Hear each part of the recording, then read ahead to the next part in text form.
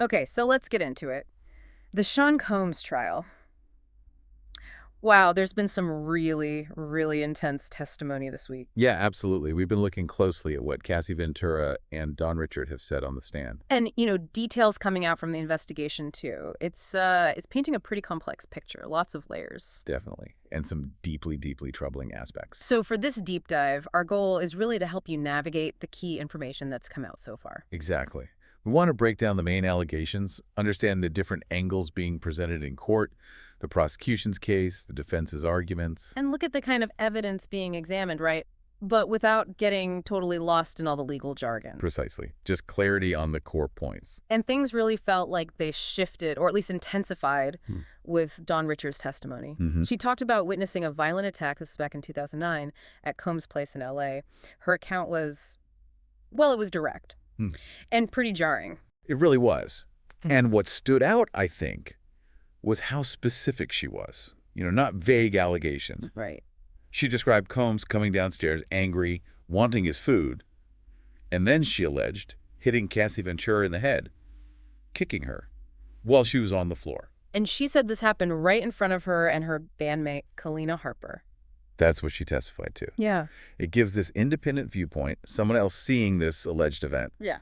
And it seems to back up some of what Ventura herself has alleged. It potentially strengthens that narrative of a pattern of abuse the prosecution seems to be building. Potentially, yes. And Richard said it didn't stop there, that he dragged Ventura upstairs. By her hair, according to the testimony. Yeah. After she was on the ground. That's incredibly disturbing. And then the next day, Richard testified that Combs tried to explain it away, called it passion. Passion. Wow. And then allegedly threatened them, said something like, where he comes from, people who say something can end up missing. That alleged threat just speaks volumes about the power dynamics she felt were at play. It certainly does. And we should also remember, Richard has her own lawsuit against Combs, alleging physical and sexual abuse. Right. That's important context. It adds another dimension to her testimony.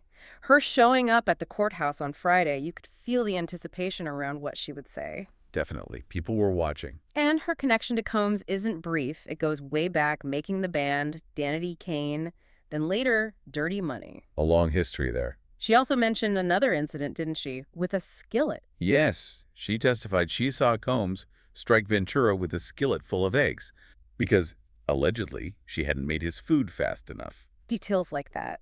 They really create a vivid and, frankly, awful picture. They do. And Richard spoke about her own fear back then, feeling like she couldn't do anything, couldn't step in during these alleged assaults. You can understand that fear, given the alleged threat later. And the prosecution signaled, that her testimony would cover more seeing Combs with guns, drugs, and attempts by Combs or his team to silence her. So they're trying to build this broader picture of control and intimidation. That seems to be the strategy, yes.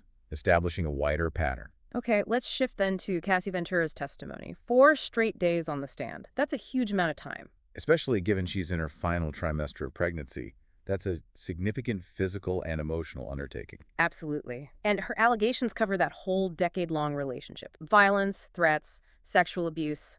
Really serious claims. Very serious. And she went into some incredibly disturbing details about what she called freak-off parties. Right. Can you elaborate on what she described those as? Well, according to her testimony, these weren't just parties. She alleged she was forced to participate in sexual acts, sometimes with male escorts Combs directed. Forced participation. Yes, and that these encounters were filmed. And she alleged beatings if she didn't comply. It suggests extreme control and coercion. It really does. And it got even darker, if that's possible. She testified that Combs raped her in 2018 after she tried to leave him. That was her testimony, yes. And also that he threatened a rapper she dated briefly around that time. So, faced with all that, what's the defense doing? How are they countering these accounts? Well, their approach seems to be focusing heavily on text messages and emails, trying to build an alternative narrative. What kind of narrative? One where Ventura was perhaps a loving partner, maybe even a willing participant in the freak-offs, suggesting it wasn't forced. So they're showing messages to try and prove that. Exactly. Yeah. They introduced some pretty explicit messages exchanged between Ventura and Combs, trying to show she was enthusiastic about sex with him, and other messages where she expressed affection, love. Okay, but how did Ventura respond to that? Because that seems like a direct contradiction. She did respond. She explained that sometimes those words, expressing love or eagerness for the parties, were, well, she said they were just words, Just words, meaning she felt she had to say them, or that they were driven by fear, fear of what would happen if she didn't seem compliant or enthusiastic. That really puts those messages in a different light, doesn't it? It highlights the power imbalance she's alleging. It absolutely does. It directly challenges the defense's interpretation that those texts equal genuine consent or desire. So, if fear was the motivator she claims, how effective can those texts really be for the defense? Seems like a tough argument to make stick. It's a key challenge for them, definitely. The defense also leaned into other factors: jealousy, drug use. Trying to explain the aggression differently? Kind of. Suggesting maybe Combs' anger stemmed from jealousy or issues related to drug use by one or both of them, rather than being part of a sex trafficking scheme. Okay. They brought up both Ventura's and Combs' alleged opiate dependency, his use of other drugs. Why is that distinction important between domestic violence and sex trafficking? Well, legally, they're very different charges. Sex trafficking involves using force, fraud, or coercion for commercial sexual exploitation. It carries very severe penalties and specific legal elements that have to be proven. Domestic violence, while incredibly serious, is argued differently. Got it. So the defense is trying to say, okay, maybe there was violence, maybe it was toxic, but it wasn't trafficking. That appears to be a core part of their argument, yes.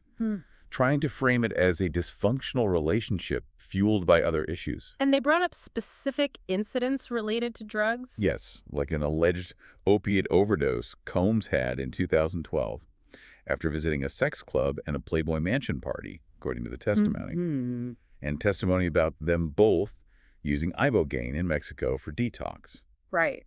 The defense also questioned Ventura about her own drug use, separate from the freak-offs, asking if Combs was jealous about that. Feels like they're trying to muddy the waters, portray it as just a chaotic relationship with mutual bad behavior. That's certainly one interpretation of their strategy.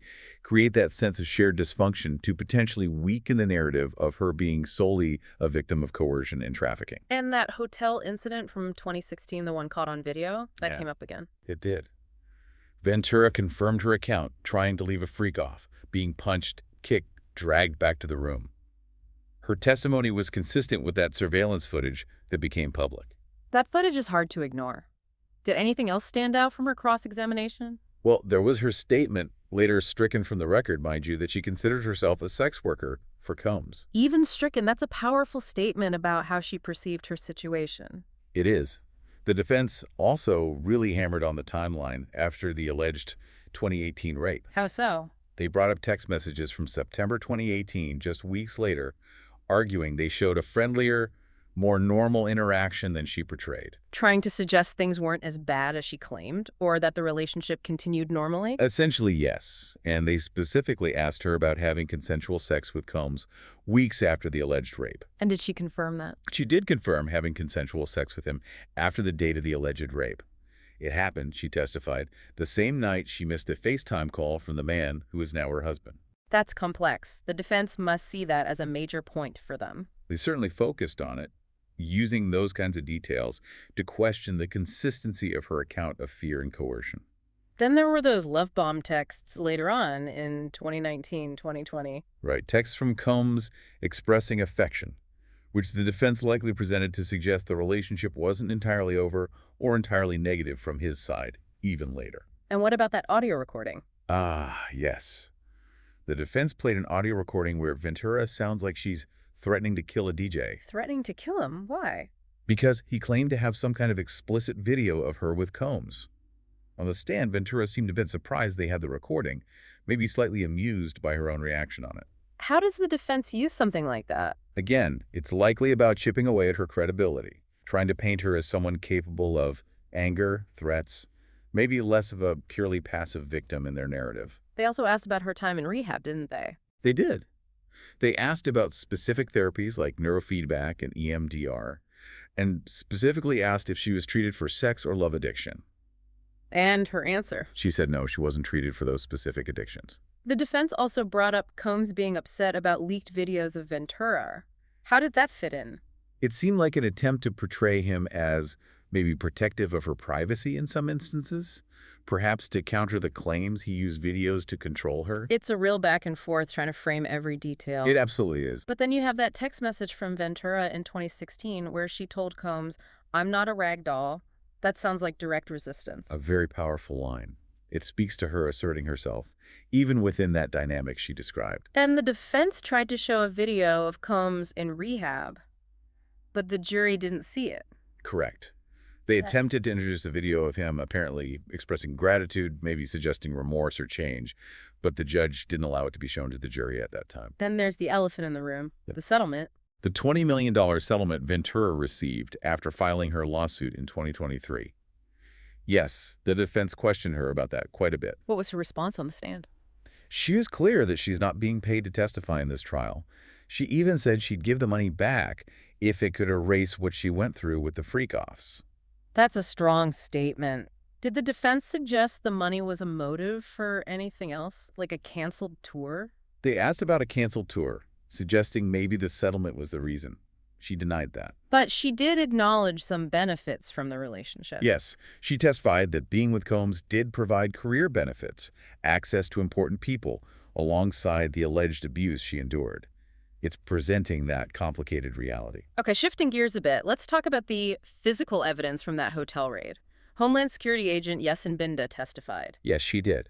She gave some very specific details about the raid on Combs' hotel room at the Park Hyatt in Manhattan back in September. Including his arrest. His arrest in the lobby, yes. But the focus was really on what they found in the room, or rather, the suite. Right. What stood out there? Well, there was a black fanny pack, had some cash, about $9,000, and eye drops. Okay.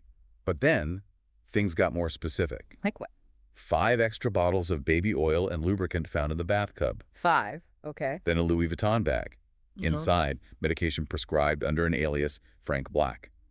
And separate pill bottles containing ketamine and MDMA. Ketamine and MDMA found right there. Yes. And then 2 more bottles of lubricant in a nightstand near the bed. So that's a lot of lubricant and baby oil. A significant amount. Agent Binda described photos shown in court of large Ziploc bags filled with Johnson's baby oil and sex lubricant recovered during that raid. Wow. And an external hard drive was found too. Correct. An external hard drive was also recovered. So how does the prosecution likely use this physical evidence? What's the connection they're trying to make? Well, you can imagine they'd argue it corroborates parts of Ventura's testimony. The large quantities of lubricant, the specific drugs like ketamine and MDMA, they might argue this fits the picture she painted of the freak-off parties. Creating an environment consistent with her allegations of abuse and exploitation. That would likely be the prosecution's angle, pointing to these items as physical evidence supporting the alleged activities.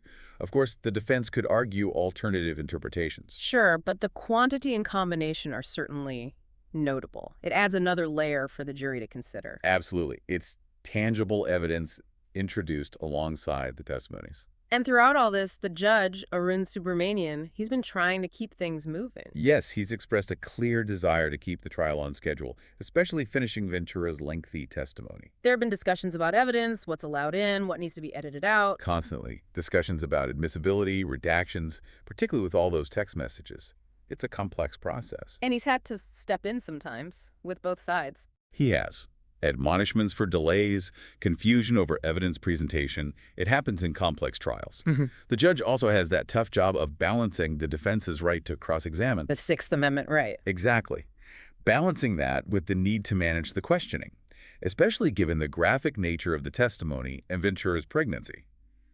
Protecting the witness while ensuring a fair trial. It's a fine line to walk. It really is.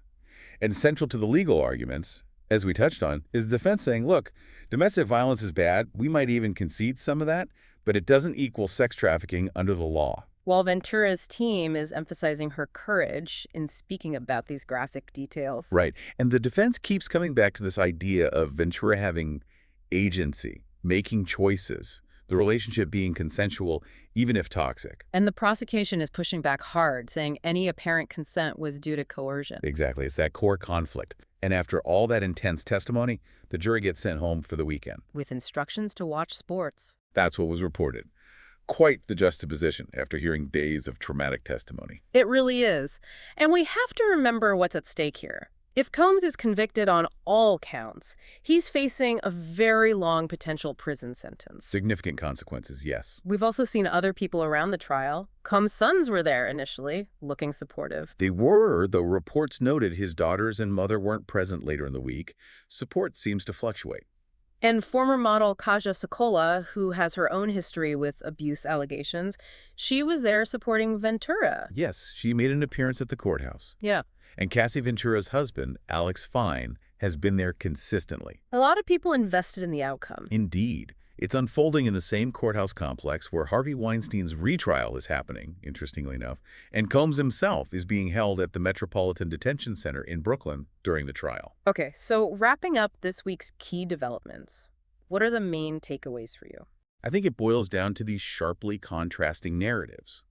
You have the prosecution's account of alleged forced participation, control, and sex trafficking. Versus the defense portraying it as a consensual, albeit deeply flawed and toxic, relationship marked by violence, jealousy, and drug use, but not trafficking. Exactly.